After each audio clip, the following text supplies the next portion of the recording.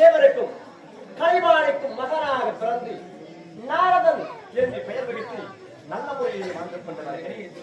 அரசன் அன்று கொண்டான், தெய்வம் நின்று கொள்ளும் என பணம் உடைக்கிறாங்க. நான் ஒன்றுக்கு ஒரு கடவுள் செய்ய வேண்டும்.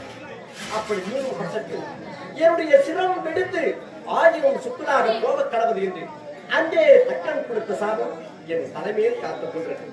ஆனால் தக்கன் கொடுத்த சாபம் இன்று எனக்கு படித்து விடுமோ என்று உள்ளத்திலே பயமாகவே தோன்றுகிறது. சத்திய உலகம் சென்றேன், அன்றும் எனக்கு கலகம் கிடைக்கவில்லை. வைகுந்தம் சென்றேன், அன்றும் கலகம் கிடைக்கவில்லை.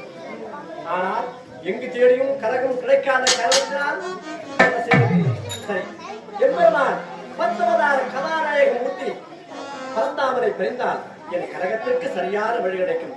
பார்க்கலாம்.